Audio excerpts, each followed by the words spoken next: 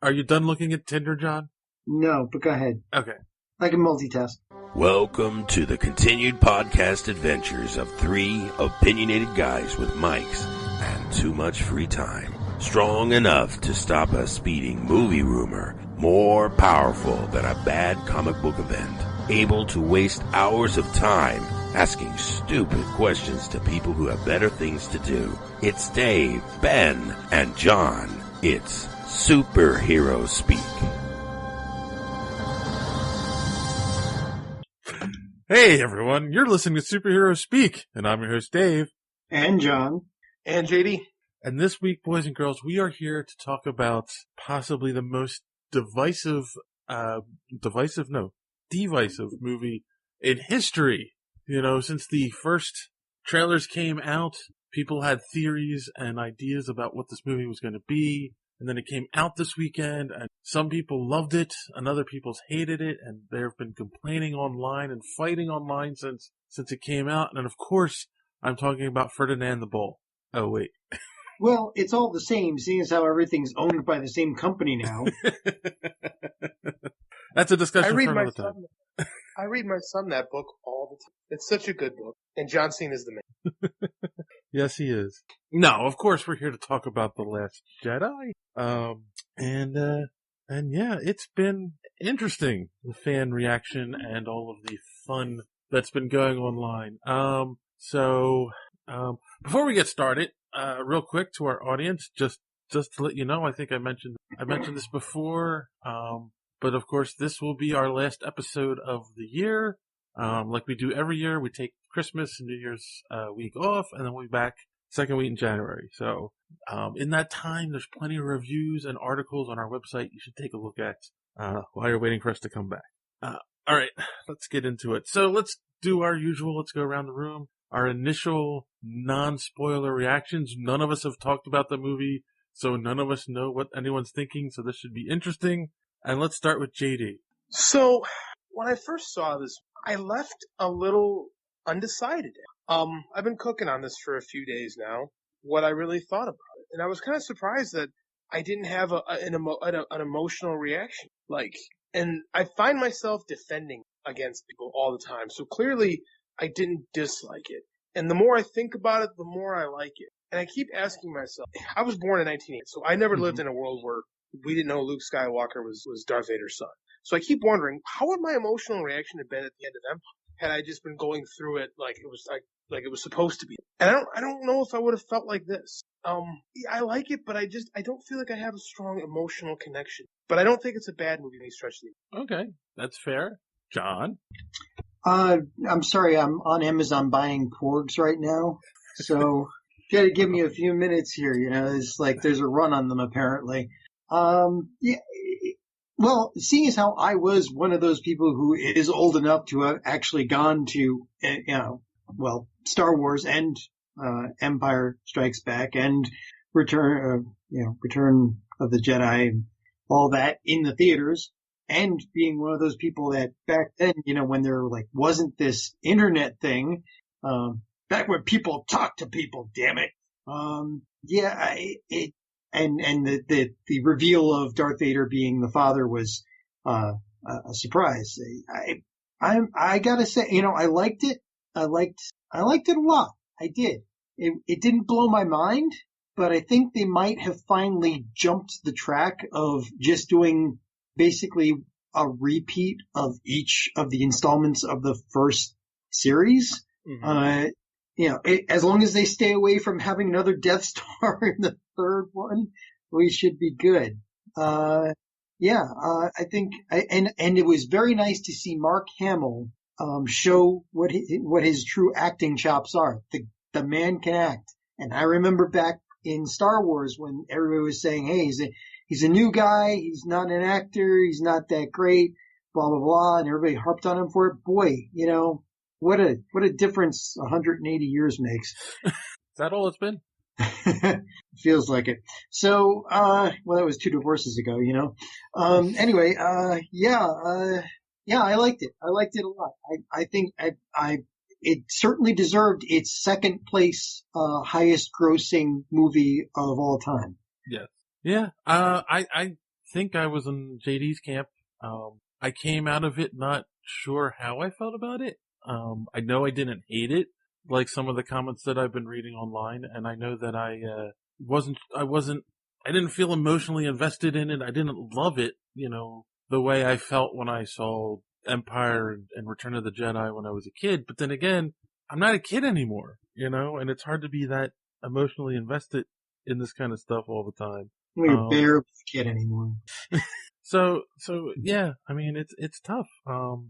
But like JD said too, I kept finding myself defending it here and there online. So it's like, yeah, I guess I did like the movie.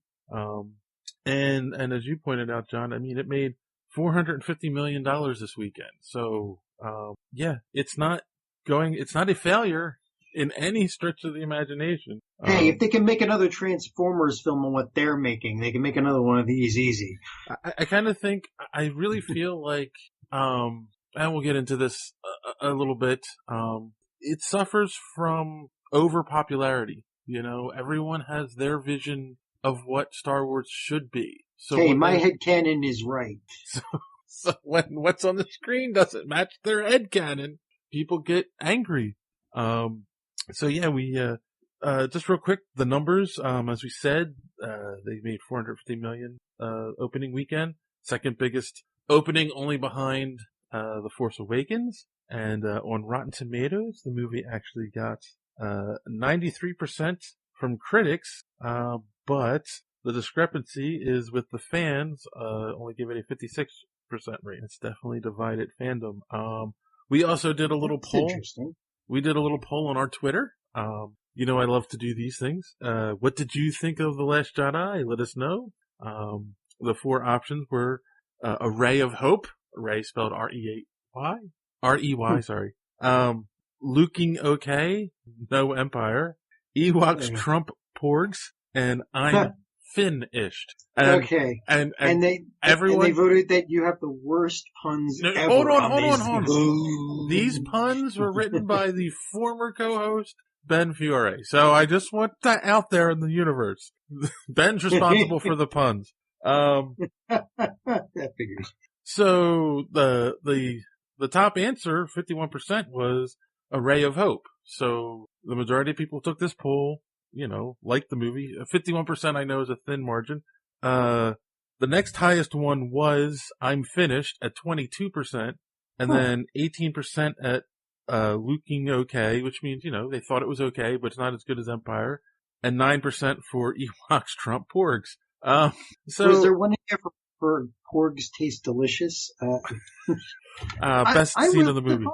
I'm really surprised at those results. Yeah, I mean, and then, I don't understand, and so we should start getting into, other than what I just said about having fandom in your head, I don't understand why people hate this movie so much. The people that don't like it are saying, they're done with Star Wars, and there's now even a petition online to get it stricken from the official Star Wars canon.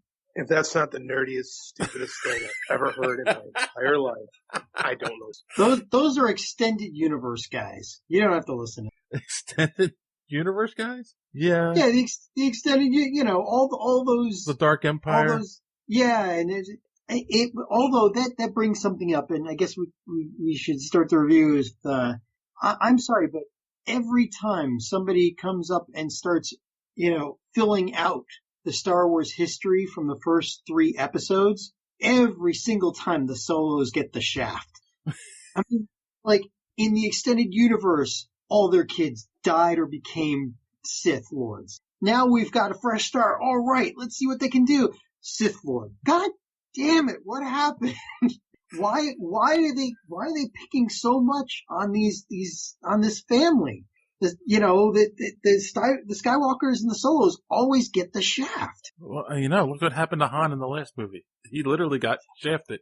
So from this point forward, of course, boys and girls, spoiler warning, we are going to talk about this movie freely, and if you have not watched it yet, which I don't know how it's possible at this point, please pause and go watch the movie and come back and listen, or if you don't care about spoilers, just hang in there. So the movie picks up right where Force Awakens ends, where Rey is handing Luke Skywalker the lightsaber. And here's where we find... And we get our first joke of the movie. Yeah. So, so here's a question, right? Like, a lot of people are complaining Luke taking the lightsaber from Rey and then just tossing it over his shoulder like that was disrespectful. Did you guys? You're damn straight, and he was channeling Yoda when he did it. Disrespectful to whom? It was his lightsaber. Exactly. I mean, and what? We have to be solemn and sacred because we're talking about the Force? It's a made up thing. Yeah, I don't know. I mean, I actually heard that. I saw that description online in a couple comments. I don't get that. Okay. So it's not. I literally don't understand how you can be disrespectful. It's a movie. Like, and when you find out why, I mean, like, it doesn't make sense. Like, how can, okay. Does anyone find this ironic that the same people that complained that The Force Awakens was too much like A New Hope are really angry that The Last Jedi is not more like Empire? Yes. Irony, thy name is the Star Wars fandom. So here's my question in general. Okay, so the biggest complaints that I've been seeing online, I mean, in fact, I got into an argument with someone in my comment thread on my post, on my Facebook page, was, they got Luke wrong. And I don't really understand how they got Luke wrong. It almost feels like they wanted the same Luke Skywalker that we last saw in Return of the Jedi. 35 years ago. 35 years ago. He was still a kid. He is now an adult who had a very traumatic experience when he tried to train his nephew and decided he was doing more damage than good, put himself into isolation, and he was just going to take the lightsaber and be like, all right, let's go save the galaxy. I don't know what people wanted. And it's not like through all those traumatic experiences. I mean, like him trying to train new Jedi. It's not like there were other Jedi masters he could go and consult with, or ask what went wrong, or talk things out with. He's the only one. It's got to be lonely. Plus, losing the entire. He spent all that time building up a new Jedi temple with a new cadre of younglings, and what happens? He loses them all in one night. I mean, who's going to be able to handle that kind of failure? I mean, whether or not he should blame it on himself, it was a failure, and right. It's that's going to leave a mark on Hamill. Here's what's ridiculous. This is like the same thing when people argue about comics, and they're like, "We just want good stories, but we want people to be happy." It's like, what? Like, drama comes from people feeling conflict and being emotional and being sad and having bad things happen. It's like, did you think Luke Skywalker's life peaked at 25, and then from then on he was the same person, and he should be the same guy at 25 that he is at 60? That doesn't make sense. Yeah, he hadn't done the Joker yet. But right, no, exactly. And I mean, it seems like they were embittered because of his embittered attitude, and they're like, oh, the things he was saying and blah blah. And it's like all he was doing was essentially repeating the same things that they did in the prequels. The things that happened in the prequels, saying about hubris and their egos got in the way, and that's how we had the rise of Darth Vader and the Empire. Was because of the way the Jedi were, and how everyone sees history from their point of view, a certain point of view. It's a line that was used, Obi-Wan Kenobi. Yeah, used in the movies. Like these are all things these were all items and themes that have been used in the Star Wars movies from the beginning. And why they're complaining that they're using them again, but saying it's different and not right, I don't.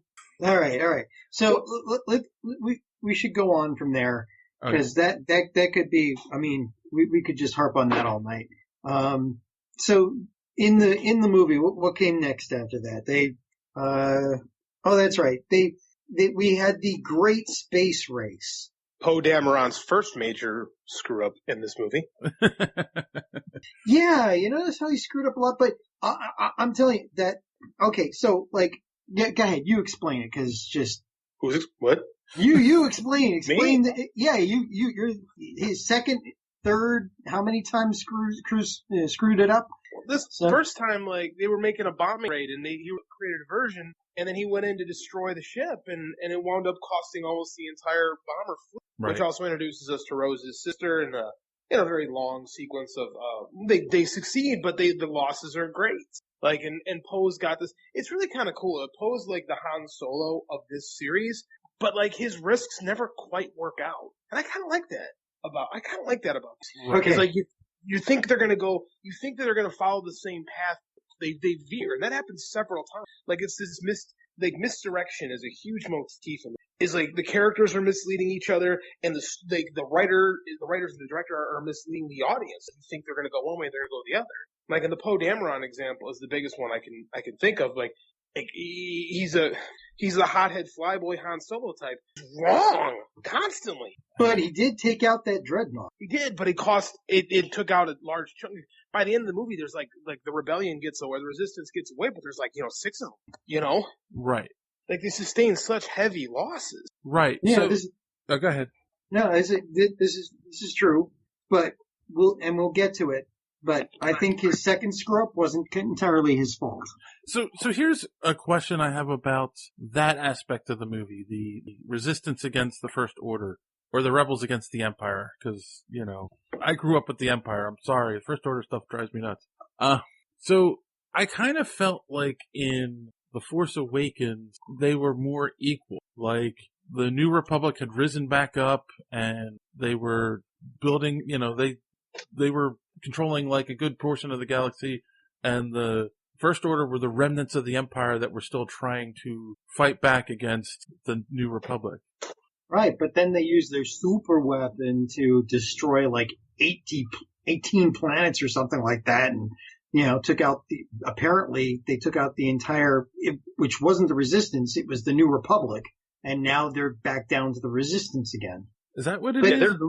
They're losing. Okay. Like, the Resistance is taking heavy losses. Like, but is winning the war, basically. Right, but that's because in the first movie they took out basically Right. the hub of the New Republic. They took out Right. like all the planets that they had. And it's not explained very well, No, it really isn't. They kind of gloss over some sticking points sometimes. Okay. I didn't think of it that way, but okay, that makes sense. So obviously we said there's the big fight. They take out the dreadnought, and then we have the Resistance fleet is running away from the Imperial fleet. I'm sorry, the First Order fleet. Yeah, that was interesting. And this brings up one of a few. I mean, okay, so you can go back to the original trilogy. You can probably nitpick a few plot points that are like, that doesn't make sense or whatever. But thinking back and having watched them again recently, there isn't much that doesn't make sense. But our huge dreadnought with these huge engines can't keep up with the smaller ship. I mean, turning it into like an hours long race of attrition, just waiting for the smaller ship to run out of fuel. I don't. So I go back. I thought about this too, right? Like, before we talk about plot holes, I was thinking about these different plot holes in the movie, and then I went back and saw an interview with Mark Hamill from 1977, 78 when You were right the first time. when the first movie came out, and he's trying to explain to this reporter the movie, and he's basically saying, well, it's really hard to explain. And they're like, well, what's the plot? And he's like, the plot's really not important, It's more about the visuals and the themes of the movie. And, he's like, Lucas was trying to take the old Saturday morning serials and give you that kind of feel, in a big blockbuster movie. So, the plot really isn't important, which, I mean, when you think about the plot of all of the movies, a lot of them are fairly simple, Simple, yes, but congruent. Whereas, and somewhat based in, like, I won't say reality, but in a universe that has rules. And one of the rules in this universe is that the Dreadnought could call any number of ships to warp in at light speed ahead of that other ship and take it out in a couple of minutes. I think this stuff is remarkably nitpicky. Yes. As far as like a movie goes, like when you set up the nuts and bolts of how the thing works, and you kind of have to accept the premise that this is what goes on. I mean, we're talking about a universe where people literally can lift things with their mind, where Princess Leia is sucked into the dead of space through the Force. She's able to come back. Like, if I can accept that, I can accept the it doesn't move fast enough to do the whatever it's called. I think that's so you can accept Super Leia. You can accept Super Leia. Okay, I had no choice but to accept Super So Leia. so you just dropped the other most contentious point of the entire movie, and that is the Mary Poppins Princess Leia scene, as some have called it. Mary Poppins. Mary Poppins. Mary Poppins came back from the dead? Well, because she's like Mary Poppins, she flies back to the ship. Yeah, but she flew like Superman, so it's Super Leia. I had absolutely no problem with that scene at all. None, especially with real life, how it worked out, where, Carrie Fisher did die. I thought, oh, that's how they're going to write her off. That's kind of cool, actually. They did the Tim Robbins death from Red Planet, and, no. I accepted it just fine, because she's a freaking Skywalker. Right. And we live in a universe where the Skywalkers were Force sensitive, and where her grandfather was conceived by magical, molecules that were probably manipulated by an evil guy thousands of light years away. Metachlorians. The term, thank you. There's far more egregious things. Right, but it goes back to what you guys were saying. Over 30 years, you think she's not going to practice the Force? Or pick up a thing or two? Right. Yeah. I always imagined that Luke tried to teach her things after Jedi. He didn't just sit around and go, oh, yeah, I got the Force and you don't. Ha ha ha ha ha. Do you think on the wall next to his bed, what's his name is doing check marks for all of the family that he's knocking off as he kills them? That's not that. What's his name? Damn it! Oh my God! Can't believe I'm doing this. The Solo guy. He's killed his father. Now Kylo Ren. Now he goes to kill his mother. It's like, he's going to have to find his long lost sister who's being chased by Michael Myers. And ooh, we have a crossover. No, that's the thing too, is she's Ben Solo's mother, and he's quite Force sensitive himself. I mean, it makes sense. She's Anakin Skywalker's daughter. She's Kylo Ren's mother. Of course she's got something, just because she wasn't trained. Like in comic writing, we always talk about what goes on between the gutters. The gutters being stuff that separates little panels. And it's what you don't read that helps form the story. Mm-hmm. Right? And it's the same thing here. I didn't have to see Leia training to understand that she probably has some Force stuff. That tells me, oh, she's strong with the Force. Right. And Yoda said it. Yes. In Return of the Jedi. Or Luke said it. It's been established. She just didn't know how to use it. And she learned something. I don't know. These things are, man, these people nitpick stuff in these movies. It's just insane to me. I'm glad I didn't actually read anybody else's review. Well, I also it bothered me because how come in the first Guardian of the Galaxy movie when, was it Gamora gets shot out into space, and then Star-Lord goes and saves her? She was out there for a minute and everyone was perfectly fine with her living. So how come Leia had to die? It was just yeah. Because these movies are under intense scrutiny, and people were very angry. Let's remember a time, the aughts, when people were complaining about the prequels, justifiably so. And then we got that good old comfort food. You get a nice little bowl of pasta, just like your mom used to make with The Force Awakens, and now we're doing something different again. And they're like, whoa, whoa, whoa, whoa, whoa! I wanted the exact, Yeah. So it perplexes me. Well, too bad. But in some ways, they did give us the same movie because they stole a lot of themes from Empire and Return of the Jedi directly. But I think they turned it. They did, but I think they turned them. And I think that's what makes them different. Right. Is they make you, I think it's like I said, it's that misdirection. Is they make you think it's going one way, but they go a different direction. Okay. I think that's intention. I think that's done on purpose and done more effectively in this movie than in The Force Awakens. Right. But go back to, what was it? That's that quote that I keep hearing from George Lucas, that it's not a song. It's a cadence or something, that the movies rhyme or whatever. Yeah, they rhyme. Yes. So, they basically, it's the same melody with a different harmony, but it's the same story, just different tune. Right. Right. Yes, he said that when he made the prequels. There's a lot of things that are similar in the prequels that he did in the original trilogy, and there's a rhyming scheme, as he said it, to it. So, all right, moving on to what we got is we've got the great space race, and they're waiting for the ships to run out of fuel while they're trying to keep up with them. And we get to Poe's second big adventure, apparently, to go out and save them by finding somebody to hack the shields on the dreadnought. No, not the shield. So that's the thing. Like we skipped over that. They jump out of light speed, and then the First Order shows up right after they jump out of light speed because they were tracking them. Which up until that point was supposed to be impossible to track someone through light speed. Well, they shouldn't have installed Bojack. Which at that point made me think, oh, there's a spy on the ship, and that's how they're tracking. That's what I thought too. That's what I thought too, as well. Right, but no. Lo and behold, the New Order just has better technology now, where they can track people through light speed. Which is that is a little bit of a MacGuffin, but again, we're not going to nitpick little details like that, right, John? But that's the whole. Hey, that's the whole fun of this. All right, fine. Okay, they got tracked. Fine. They come out of light speed.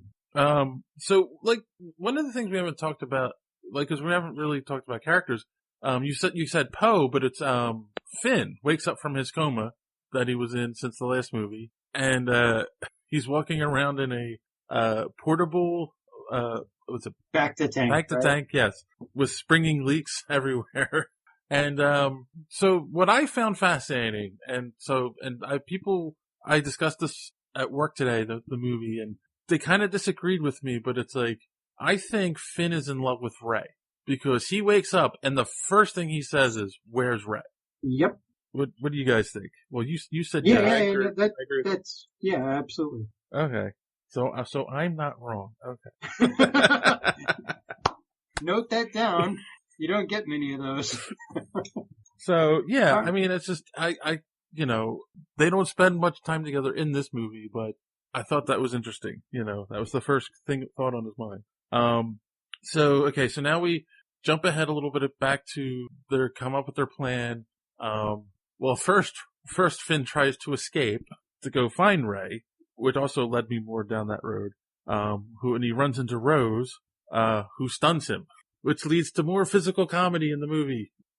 Yes, those filthy guys who keep trying to abandon ship, and she was very upset to find out that one of her heroes had decided to try to abandon as well. Right, which I might have jumped in an escape pod.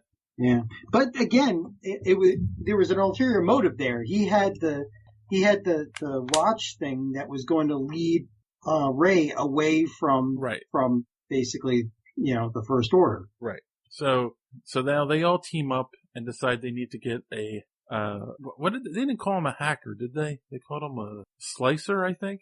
A slicer, yeah. Bit of a Star Trek moment there. We could blah blah blah with the techno babble blah blah and do that. Yes. I was going, wow, I didn't know we shifted to the bridge of the Enterprise. There was a little bit of techno babble there. I will give you that. Which is not something you normally hear in Star Wars. So they decide they have to go find this world class hacker, and he's on the gambling planet. Yep. That's the only thing.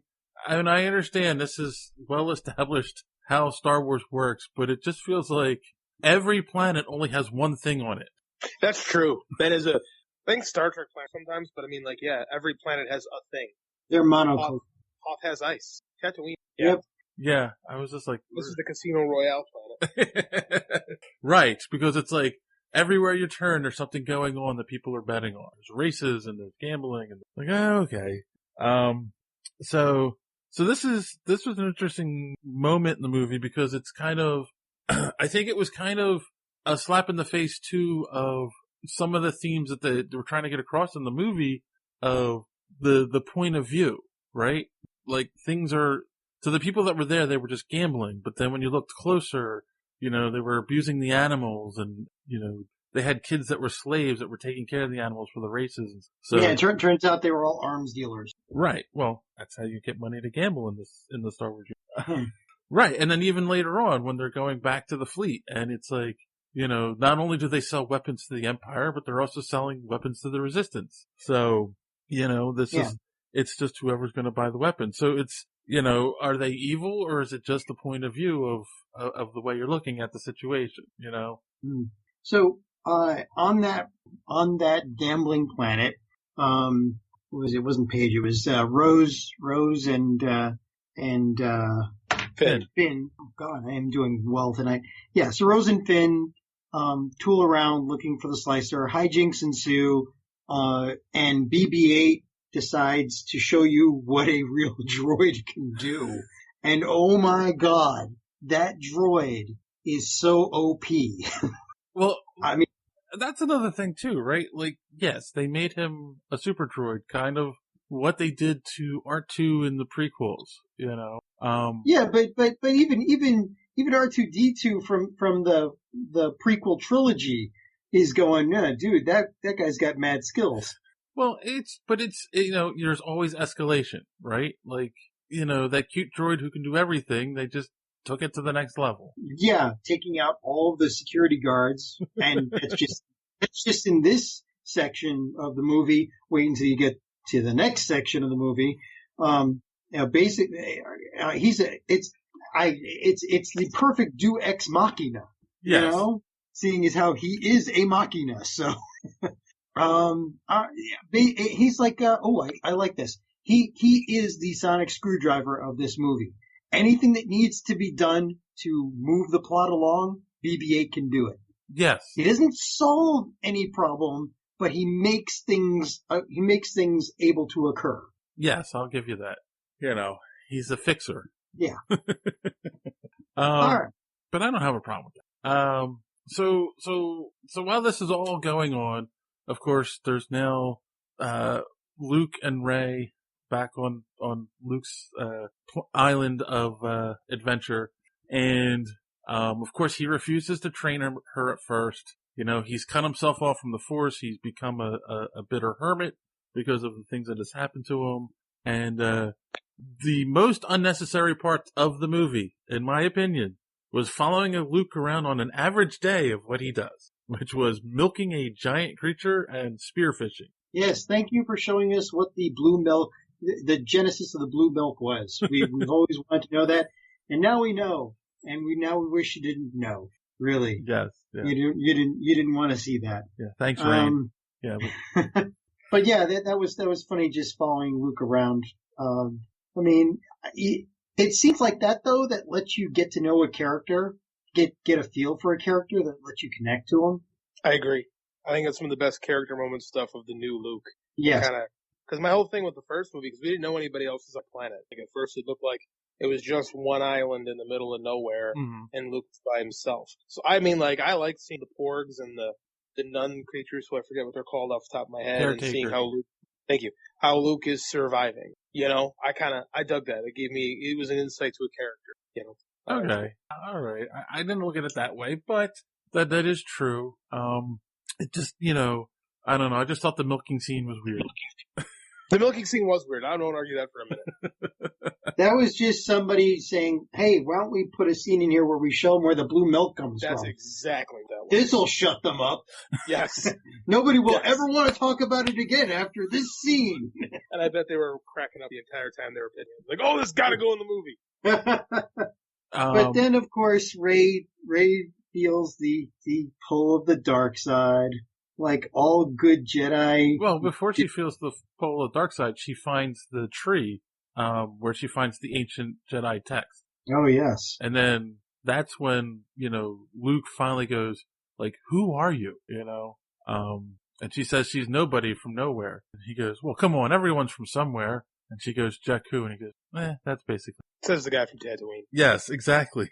But it was funny. And he, that's the moment he kind of decides, like, all right, fine, I'm going to give you 3 lessons, but, basically these 3 lessons will teach you why the Jedi should be, gone. And, the first one, as you were saying, reaching out with the Force, and she can feel the Force, and she gets pulled by the dark side. Go ahead, John, you were saying? Oh yeah, she gets pulled to the dark side, which of course is a big black hole that looks like a pit of hell, which actually more resembles an outhouse from medieval times. She I don't know, decides to take a swim.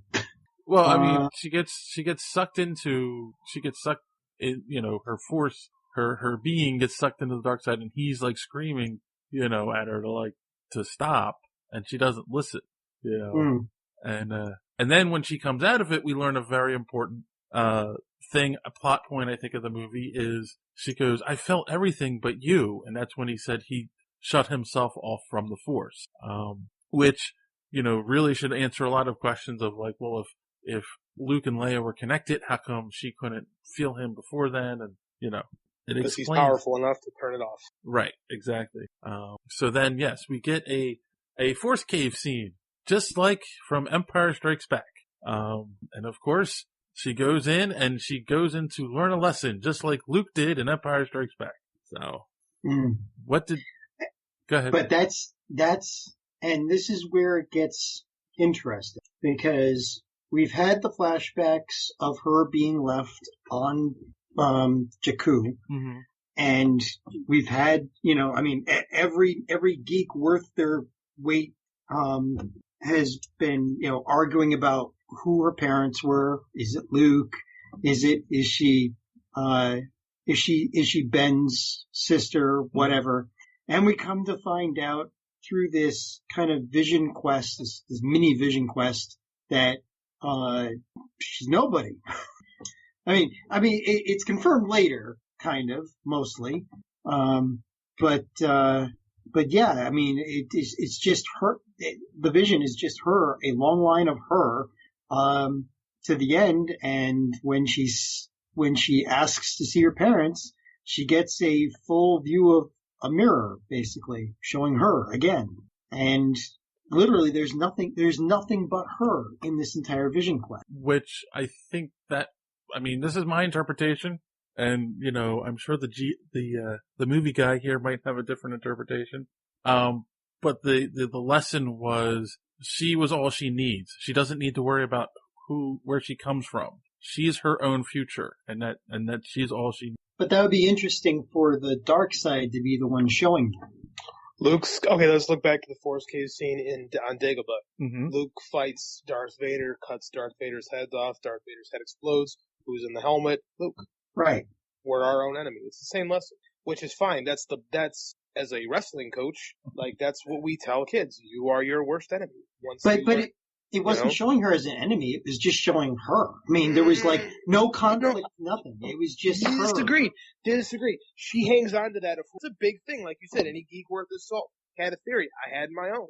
It's kind of what motivates the character. Is I have to find my parents. I have to find my parents. You're chasing a lie.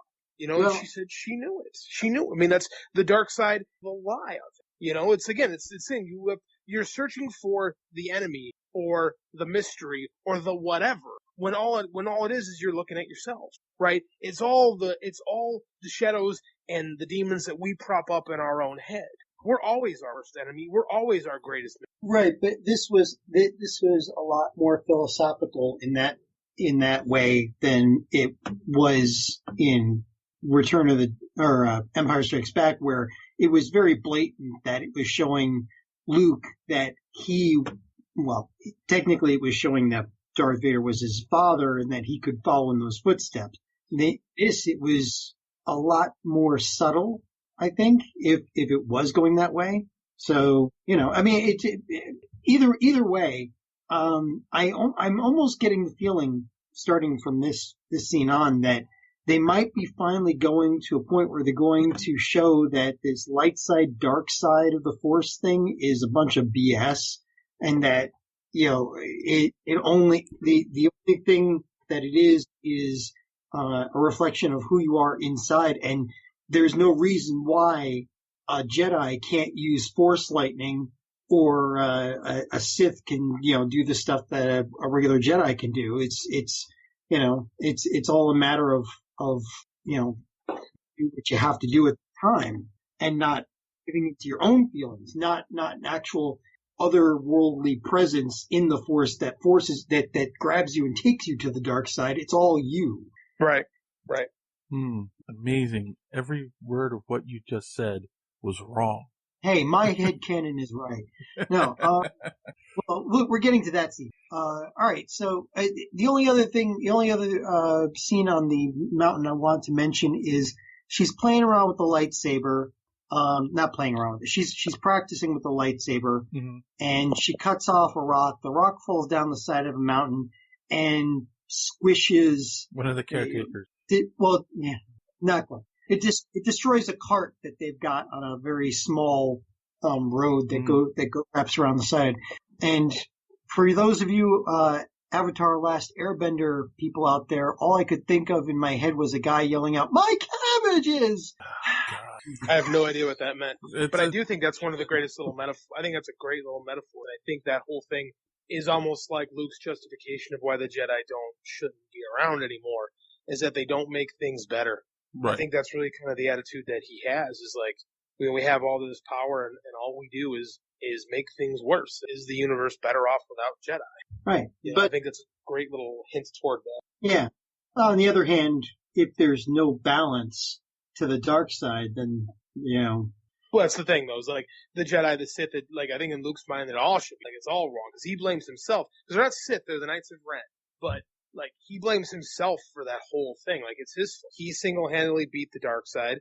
And then now it's back because he single-handedly brought it back in his own head. Right. Again, getting out of our own headspace. Well, Snoke did, but we've been left. Yeah, we've been left in the dark about who the hell Snoke is and how he came about. Okay, so yeah. I mean, quickly we'll just wrap up. Rey. Rey and Kylo Ren keep having long distance conversations. Their AT&T bills must be high, and they keep charges. They keep connecting and having these conversations, and neither one of them is initiating.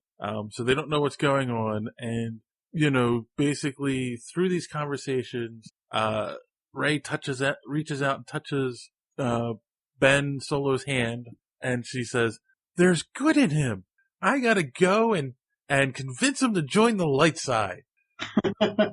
Just like you did, Luke, with Darth. You go, girl. And Luke goes, "This is not going to go the way you think it's going to go." But she's, the plucky superhero. I'm sorry, the plucky Jedi Knight. So she runs off into the Falcon. I'm going to go save the universe. Well, the movie did get quite lighthearted at this point, apparently, as per your description. Because, it's at this point that the Porgs are really starting to, infest be on screen a lot. Yeah. Oh, actually, wait, before we leave the island, I do want to talk real briefly. I did like it's a shame that, Harrison Ford and Mark Hamill didn't have any scenes together, in these new movies, but, they did have a scene where Luke does say goodbye to Han when he goes into the Falcon and he takes the dice down. But did he? Did he really? Take the dice down? Yes, he did. He really was in the Falcon and did that. But did he? Yes, that all happened on his little island. We'll get to that.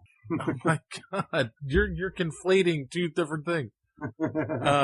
So that was I thought that was a touching little tribute to their relationship, the two characters. Maybe I'm wrong, but I liked it. All right. So cut back to the chase, great space chase. And, Finn manages to get onto the dreadnought. They found a slicer. The slicer is some guy that they met in jail. It wasn't the one they were sent to get. Right. They get arrested because, they parked their shuttle somewhere they're not supposed to park it. Yeah. That was such a silly plot point. I will say that. I thought it was great. I skipped it over. Like, you don't get a ticket here. You just get arrested. But, like I said, hijinks ensue. That basically covers everything on that planet. Yes. they get off the planet. They go back. They manage to get past the sensors of the dreadnought. Slicer is good as his word. He's pretty damn good at what he does. They get onto the ship, and at the same time, Poe is having a mutiny. Yeah, but okay. So here's the thing with that. At any time, they could have told him what the plan was. Yes. But they didn't. Right. Why would they? Because he's their top pilot. He's also got demoted. He's also the guy who cost more than half the thing. Right, which also means he's hot. He's a top pilot that people follow, and he's a hothead who might turn against people. Especially when it seems like what they're doing is basically just waiting to die and not doing anything about it. And why wouldn't they? That plan is like, it's not like it's a super secret, top secret plan. There was no double secret about it, right? I mean, the plan would have worked whether they told people or not. There was nothing that the Empire could do at that point. And if there was something that the first Empire could have done about it, then they would have already done it and taken out the ship. And all she had to do, and I can't remember the commander's name. Toldo? Yeah. Played by Laura Dern. Right. All she had to do, at any point was just say, don't worry, we have a plan. Right. But all she kept saying is, it's no concern of yours. Yeah. Well, because it isn't. In a military situation, I mean, he's not in a need-to-know position. Like, your job in the military is you're following orders. Yeah. Right? Right, but I mean, how many times... So the only reason... But that's the thing, though. The only reason we think he should have orders is because he's higher on the cast. But how many times in history... But he's been proved... Like, he proved earlier that even if he knew the orders, doesn't necessarily mean he's going to follow them. Like, Leia told him this is the plan. He chose not to follow it. He did his thing. He's like, but I did it anyway, but everybody's dead. Right, but they were really, I mean, come on, that whole thing was geared towards pushing him over the edge. That wasn't a teachable moment. That was let's let him stew, even though we know that he's the type of person, like Dave said, he's a hothead. He'll do something stupid, and if they knew he was going to be stupid, they should have incarcerated him. If they trusted him, My only issue with this entire Poe Dameron character arc is that he's not executed at the end of the movie for running a failed mutiny. Well, seeing as how he's one of only 3 people that survived, Well, because he killed most of them. Poe Dameron is a remarkable failure. And that's things. Well, he's their best pilot. Yes, but he's an idiot. But he took out that dreadnought. Dumbest character in the history of Star Wars. Yeah. No, he's a moron. He sacrificed so many of those ships when they tried to raid the dreadnought the first time, and then he says she says it's not a concern of yours because it wasn't, because he was demoted and not in a leadership position. He takes it upon himself to do his thing anyway. Doesn't make things better. Kind of makes them worse yet again. And all they say is, "Oh, that Poe Dameron, he's so plucky. I like him." That makes no sense to me. The whole thing worked until the very end, where they're like, "Oh, you tried to commit a mutiny and overthrow this, but we're gonna let it slide." Probably because he's one of the last ones they have. But he's Han Solo, he ain't. I'll give you a point for some of that. Okay, I'll give you. That is kind of funny, at the end saying, "Oh yeah, he's a real kidder, isn't he?" But the other side of it too is how many times in history, have crews committed mutinies because they believe the captain's putting them in a situation that's just going to get everyone killed. Maybe in the battle. So even if it wasn't Poe, any of them could have committed a mutiny for them not saying we have a plan, don't worry. And here's the other thing: if it were Leia that said it's none of his concern, he probably would have let it go because it's Leia. It's somebody he trusted, somebody who knew their plan. He probably would have. Yeah, because he was already in crap with her, so he probably would have slipped. But he immediately didn't respect Laura Dern and her purple hair and went off to do his own thing because he knows better. Well, I think it was the purple hair though. It's Laura Dern. It's That's she's put in a leadership position, and he immediately goes, "No, I'm not going to listen to you." Unlike Han Solo, who wasn't military, who was just a guy doing his own thing, he kind of spits in the face of chain of command, and realistically, he should be in a ton of trouble, not praise. Like that's the one thing that really bothered me at the end of the movie. I'm like, Poe Dameron should be up on charge. Like he basically endangers. He leads an insurrection within an insurrection, and then makes things worse at every turn.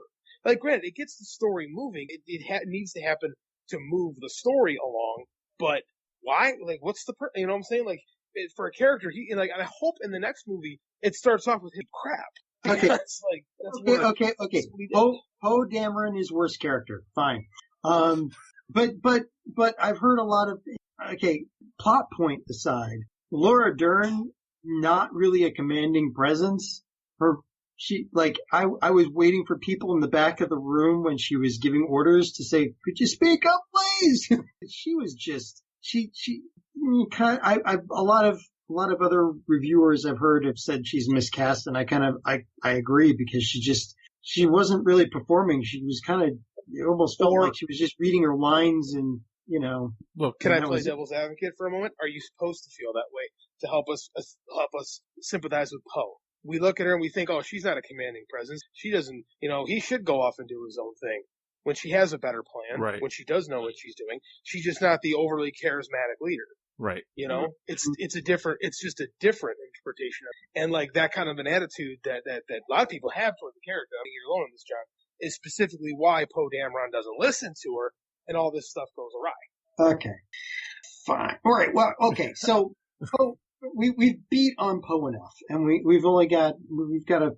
running out of time. So we're already out of time. So they get onto the dreadnought or Snook's ship, and all hell breaks loose. Basically, they put a trash can over BB-8, which I thought was an odd choice, but we won't get into that. And he's rolling around. So here, okay, everyone complaining about the Porgs of being just a cash grab, so they could sell plushy toys. The evil BB-8, I don't remember is he BB-9 or something, or whatever his name is, the black BB-8, like. Oh, hey, that's racist. Anyway, I felt he was a completely unnecessary character. He's a BB-9E. 9E. Like, they could have had anyone discover who they were. They had to create, the other toy that you now need to buy to go against BB-8 when you play at home. I felt it was a cash grab character. Am I wrong in that feeling that way? Well, in the original Star Wars, they had so many little droids that, there should be a very wide variety of droids roaming around. Okay. And there was actually quite a lack of them from what I remember. So having this guy there was fine, although they gave this one focus, which was interesting, and but it does make sense that, according to the plot, it shows that it's recognizing them as not troopers or whatever, and that would be the reason why they got caught in the end. Right. All right. I'll give you that. So because of that, it's better, because that BB-9E he looks evil, man. He'll come after you. You saw what BB-8 can do. So they obviously he finds them. They get to the tracker that they're trying to get to, so they could hack it. They break into it, but it's a trap. Of course, at this point, Admiral Ackbar was dead and could not utter those words. Someone claimed, I saw this online, I don't know, I don't think it's true. Someone claimed that he says it as he's dying in the movie, so. Possibly. So obviously they get found by the stormtroopers and Captain Phasma and taken into custody. And while all of this wonderfulness is going on, the Falcon shows up and Rey jumps into an escape pod and flies into the ship in this little escape pod thing. The Falcon flies off, which was an annoying scene, by the way. Mm-hmm. She gets picked up right away by Kylo Ren and taken to the throne room. And hijinks ensue. Again, here we go. Now we're reflecting the throne room scene from Return of the Jedi, which I kind of like the throne room in Return of the Jedi better. So let's start with that. I like this one. It was moody. It was moody? Yeah, it had a nice little It had nice little mood lighting to it, that nice little red background. I dug that. And don't forget the token worthless Sith ninjas. Yeah, guards are always like ninjas and guards, like faceless ninjas and guards are always worth. Yeah, a lot of good they did. Says anyone, that my question was, and maybe I'm wrong, they mentioned the Knights of Ren, the 12 students that Kylo left with. Like, and I kept wondering in the back of my head, what happened to them? And then when I saw how many guards he had, I'm like wondering, are these guys them? I don't think so. Okay. I thought the same thing, but I think we're gonna get them in the last one. That's just a personal theory. I have no idea if it's accurate or not. I'm just gonna go, I don't think so. Okay. Well, no one knows what's going to happen in the third one at this point. True. It's totally up in the air. So we get, basically the Snoke tortures Rey a little bit, and we get a lot of symmetry between the scene from Return of the Jedi and of course this scene. A lot of the same lines are even uttered. He shows him on the monitor, look, your fleet is going to fail. The resistance will be over. But instead of him saying, oh, we're going to turn you to the dark side, join us, Kylo's going to strike you down. And we get, in my mind, a very unexpected turn, and that's when Kylo uses the Force and kills Snoke. Yeah. Snooky got cut in half. It was a bad situation. Anyway. Oh. Very good. Yeah, so, all right. I mean, there's not much to say at this point. I mean, at this point, we get the feeling that, good old Ben has been, basically pulling the wool over everybody's eyes. And yeah, he has been a whiny kid up to a certain point, but now he's playing both sides and, really coming into his own as, well, in his mind, the new emperor. Well, remains to be seen is if he's competent. Well, that's the thing. You don't know that right away. He kills Snoke, and then they fight the guards together. Yes, they fight together. They work well together, fighting the guards, which was a decent scene. It wasn't the best lightsaber fight scene ever, but it was still pretty cool. Well, it was realistic. I mean, the whirling dervishes from the prequel trilogy were just ridiculous. They spent more time tumbling than they did actually stabbing. This was a real, a brawl type fight with lightsabers. It actually rang more true, especially since, Ben should have been trained pretty well, but Ren not so much. And they did pretty damn good considering. I'm still gonna say that the Obi-Wan, Qui-Gon Jinn, Darth Maul lightsaber fight from Phantom Menace is probably the best lightsaber fight in all of the Star Wars. Did you just? You can say that. You sure? Go ahead. You can say that. Well, I thought you fell over. True. No. But again, so like they finish up taking out these highly trained, probably from birth ninjas who are with lightsabers who are all supposed to be like, awesome and guarding the Emperor, and they fail at guarding the Emperor. They fail at deciding, hey, the guy who signs our paychecks is gone and his student is still there. Why don't we swear fealty to him? And then they fail at staying alive.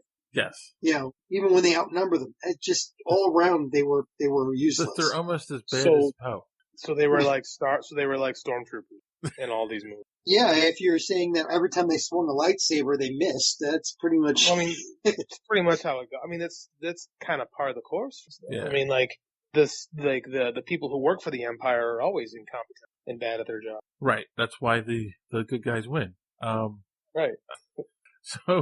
So then that's when we get Kylo saying, join me and we'll rule the galaxy as father and son. Oh wait, as boyfriend will rule the world.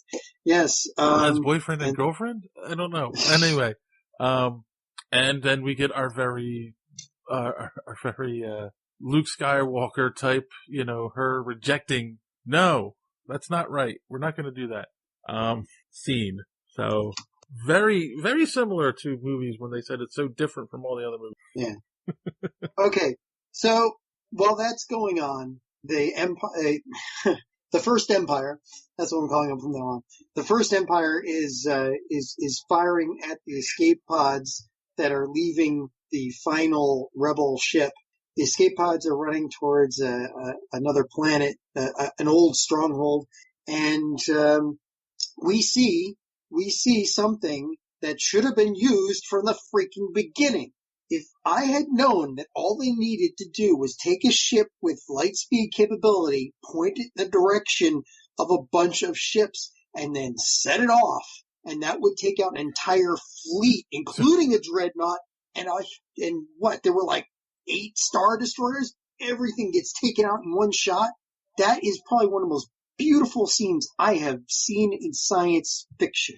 I mean, the what's her name, the useless woman who doesn't like sharing, turns the ship around and hits light speed, and it tears through the dreadnought and sets off shockwaves that take out the rest of the destroyers. I mean, between the shockwaves and the shrapnel that's traveling at light speed, it takes out almost the entire fleet.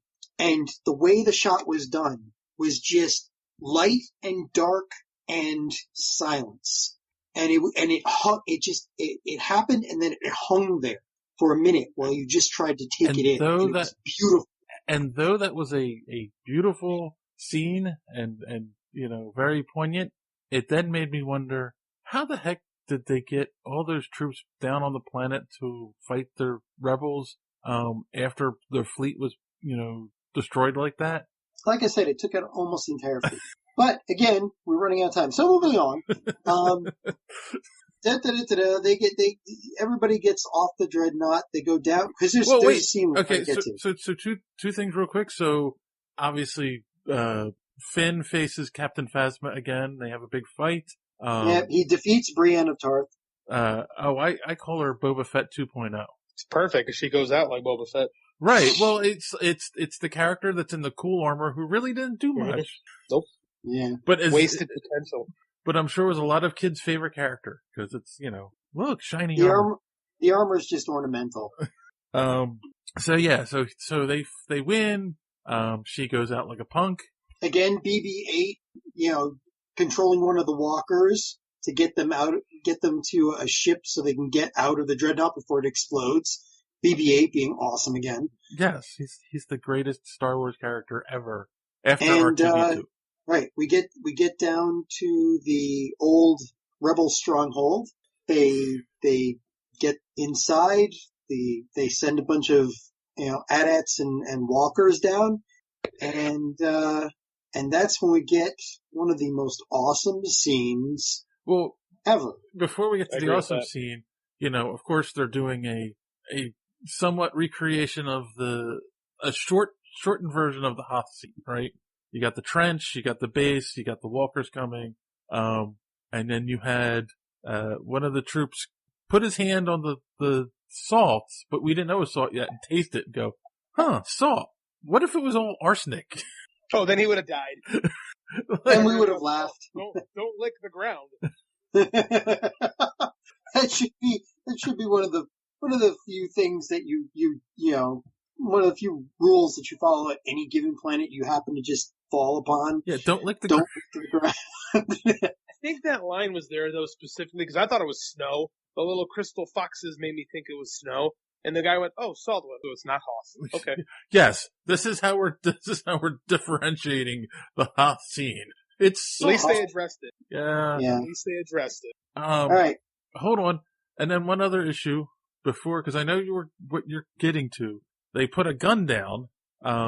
Finn is going to try to sacrifice himself to stop this gun from destroying the thing. But they sit there and say it's mini Death Star technology, right?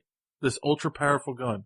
Why isn't every ship in the First Order equipped with one of these? Well, it's probably a prototype. The mad scientist that created it just died, so they've only got one. Oh, okay. And they were every other. With attached thing. It did look like they kind of hodgepodged it together. Yeah. I don't know if that's a legit answer, but I mean, they were kind of like, it was kind of like, oh, we have this thing we can try. All right. Like it didn't have like a cool like base to mount. It didn't matter because when you know who shows up everything goes to crap for them. True that. All right, so then, of course, at their darkest moments, their ray of hope, not Rey, shows up, and it's Luke. Now, did anyone else know the twist as soon as he showed up, or was it just me? Just you. Okay. No, I kind of figured it out because I'm like, Okay, just me. I was like, why did he cut his hair and dye his beard? I thought the same thing, but I didn't think that he was. I couldn't justify it in my head, but I did notice he was different. I didn't think he was a forced projection, but I did notice something was different. And then I thought the real clincher is when he pulls out his lightsaber and ignites it, right? If you're paying attention, that was Anakin Skywalker's lightsaber, which Rey and Kylo Ren destroyed in the scene right before that. Okay. So it was just like, well, that's not it's not his lightsaber. It's his father's lightsaber. And yeah. So I was like, he's not there. But it was a cool scene nonetheless. Maybe this is what fans had a problem with. Because that was kind of like a big middle finger, like, watch Luke do all this cool stuff. Oh, he's not really doing it. Well, yeah, but it would have been nice to show what a real Jedi Master who had been trained from the ground up to be a weapon and nothing else could have actually done, which was shown in a lot of the extended universe books that came out before they were retconned away. So it was still an awesome scene of him sitting there after them firing everything they had at it, and all the soldiers going, well, that was a good job. Let's go out and get the whoa, and having him just, dust off his shoulder and then looking back at them going, okay, come at me, bro. I love that. That was. You just said something that was really wrong. What? It would have been cool to see what a Jedi Master who's been trained from the ground up, to see what he could do. As a weapon. Yeah. But Luke, started his training later in life, and it was hodgepodge together by, a little bit by Obi-Wan.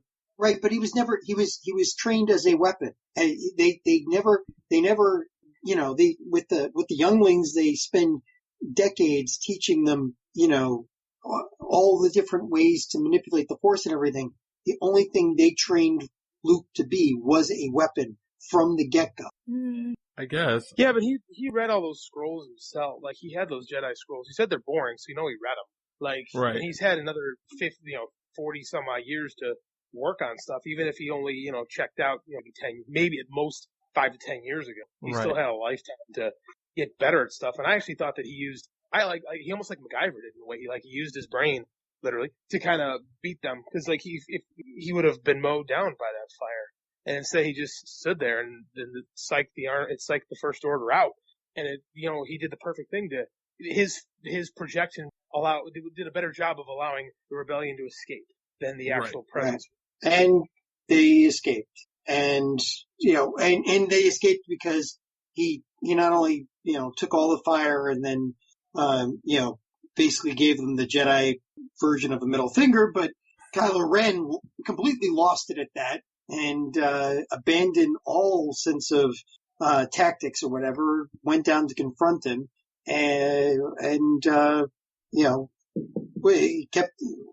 Luke kept him busy for a little bit until Kylo realized he wasn't there. Right, which again, I think it goes back to what I feel was one of the central themes of this movie. It was perception. Like Kylo was so blinded by his rage, he didn't stop to see the signs that, like, oh, you're not really here. Right. Which really bodes well for his tenure as a Sith Lord. This is true. Right. I mean, like, he should have at least said, "Hey, wait a minute. That was Granddad's lightsaber. We just destroyed it." Like, he didn't even think of that. Like, So yes, he. How would he know that was his grandfather's lightsaber? The same way he knew it was in The Force Awakens. When Rey has the lightsaber and he goes, "That doesn't belong to you." Fair enough.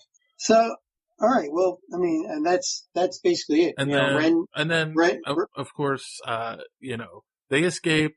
Rey uses the Force to lift rocks. Yes, and that was I guess one of the final jokes was she looked at the caved in cave that they need to escape through, and she looked at it and she said, "Lifting rocks." Yes, and And then, of course, Luke doesn't ride off into the sunset, but disappears into the sunset. Yeah. It's very, very like a samurai senpu kind of death. I like that a lot. I liked how it played out, especially with the Jedi have their samurai roots, and I thought that worked out really, really well. Like, I thought that death seems just awesome. Right. I mean, also, he's looking at a dual sunset, Yep. Which is how we were introduced to him, basically, in A New Hope. This is true. And now he's a blue glowy with Jar Jar Binks. So What? they can pal around for the rest of eternity. No, he's with Yoda. Right, and Jar Jar. So here's, okay, that's another thing. So we didn't talk about the Yoda scene. I saw someone online complain about it today, like that he looked weird, but then I read somewhere that it wasn't CG. They went back and used the original puppet. Which was perfect. Which is why it looked weird. Well, weird to Right, youngsters. Right, exactly. Weird to people who are used to looking at CGI creatures. That when something practical is used, they're like, that doesn't look right. You're right. And there's also the small point of, Luke is going to burn the tree down, and Yoda's there, and he sees Luke hesitate, and so Yoda just goes, let's take it to him. Makes a motion, and lightning comes down and smashes the tree, sets everything on fire. Now, why aren't they fighting all the battles? Yes, that is the question. If he can pull, I saw someone else posted that online too. If the ghosts can use the Force just as well as the Jedi that are still alive, why aren't they more involved? Yeah, why couldn't Qui-Gon Jinn and Ben Kenobi show up and take out the walkers and save the rebels? I mean, they could have easily done that, apparently. Well, it's not their place. Like Obi-Wan probably interfered a little too much, getting in Luke's head in A New Hope. Like, I don't know, nobody knows the rules, but I mean, like... Did Yoda look like he thought anything was his place? He just, he set that old tree ablaze and then laughed his ass off at it. Yes. Does he look like he's got any rules? Which I did see someone else complain too about the way Yoda acted, and I'm like, watch Empire Strikes Back. That was Yoda. That was the Yoda we originally had, not the wise master we had in the prequel. We got the hermit, the crazy hermit guy. Yep. So yeah. And of course the other complaint, you said it earlier, John, about this movie was that, we never learned who Snoke was, right? Yep. But we never learned who the Emperor was. Right, until we got those wonderful prequels, right? That filled in all those blanks. It took 28 years to fill in the blanks on who the Emperor is. We didn't even see the Emperor. Right. The real. But he was built up. They built him up to finally appearing in the third movie. In this case, he's just a placeholder. He's like, I still say it's misdirection. We're meant to think he's the new Emperor, and then things aren't what they seem. Like, we're led to believe it's one thing, and it's something different. Right. Well, we'll see in the third movie, I guess, then. Right.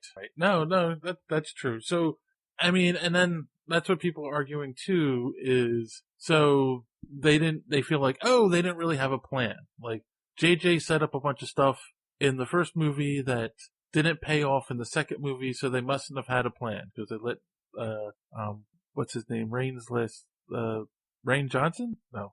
Ryan Johnson. They let Ryan Johnson do, whatever he wanted. It's like, I think that's yes and no. Like, a couple of people have said this in interviews, and that's the thing. I don't think people pay attention to everything that's going on. Like, they kind of set it up where A Force Awakens, and this goes back to one of my fundamental problems with the new movies in general. They set up The Force Awakens to be Han's last story. Then they set up The Last Jedi to be Luke's last story. And then all the rumors were that the next movie was going to be Princess Leia's last story. And I kind of feel like they spent way too much time doing that, as opposed to just moving it all forward. Like, they could have ended their stories in the first movie and then moved everyone else forward at that point. But we talk about the symmetry, and A New Hope was Obi-Wan's story, even though we never got his first story yet. Like, you can make the argument that The Empire Strikes Back is Yoda's, until we get to Return of the Jedi, which turns out to be Vader/Anakin's last story. So I think I think that's intentional. Okay. Like, they did that they did that on purpose. Like, I know what they're gonna be able to do now that Carrie Fisher's already gone. I mean, those plans would certainly kind of have to change, but Right. I don't know. Unless we get CGI with Carrie Fisher. I hope not. I hope not. Yeah. Yeah. All right. So, I think we've hit everything. I think so. Before we go out, I want to talk the last sequence of the movie with the kids back on the gambling planet. Oh, right, where right. they're playing with the Luke Skywalker toy, and they get in trouble, and the kid goes out into the night, and he's got his hand, and he's holding it like a lightsaber. Like, I actually got a little choked up with that. To me, that's what it is. That's what Star Wars is always about, is the way a little kid finds the hero and is motivated to, follow that journey and become that. And I just thought that was so cool. Did you notice he put his hand out and the broom came to him? Yeah, I did not notice I noticed it. Yep. Yeah, because when he did that, like half of the audience went in the theater. Nobody in my theater nobody made that reaction. I didn't react to it. I didn't notice that either. That's even cooler. I mean, I like it even more now. Right, and I think that was kind of the point, was like, there are other kids out there that have the Force. It's not just the Skywalkers. Like, they told us that in the prequels, right? But then all of a sudden it was just one family in the original series. Like, let's find other Jedi, So it's still the Skywalker story, because our lead villain is the Skywalker, yeah. Yeah, they become the villains of the galaxy. Again.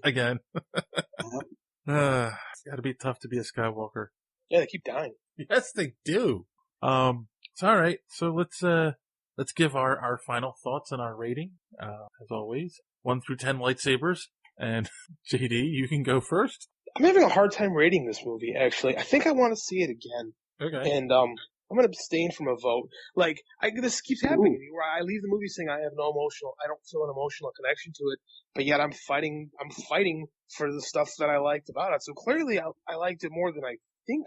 I got to see it again before I make like a final, this is what I think of this movie. Like, I went in totally, like, I watched just the trailers. I didn't read anything going in. I haven't read anything about it really coming out. And I think maybe I went too much in the direction to try to keep myself a clean slate, because I think I kind of came out of there not knowing what to feel. And I think it's probably in an effort to not overthink things. I think I wound up overthinking. So I'm going to abstain my vote. Now I'm going to record an audio rant that we'll put on the website later this week, and I'll express my final thoughts. Okay, that's fair. I'll give you that. All right, John. I liked it. I've seen all of the movies since the get-go in the theaters, and while it's if you go by the Family Guy rules, it's not Empire, but beyond that, it was one of the best installments, I think. It gave us a few payoffs, and it set some stuff up for the next round, and we'll see what happens. But I'm gonna give it. I don't know. It's kind of hard rating it against the first trilogy. I have to give it I think I'm gonna give it eight crossbar lightsabers. All right. So I went into the movie with trying to keep my expectations not too high. Like we talked about this on the podcast before we went to see it.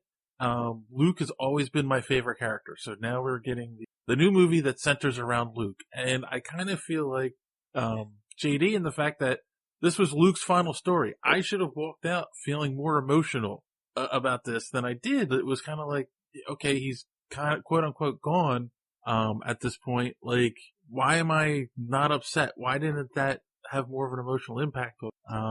And, again, I'm also defending the movie. So obviously I liked it at some point. Yes, it wasn't Empire. It wasn't Jedi. They're still my favorite. So I don't know. I mean, I think in fairness, I kind of have to rate it. I'm not going to be able to see it again before the holidays anyway. So I'm going to say 7.5. It's a passing grade, but it's not an A+.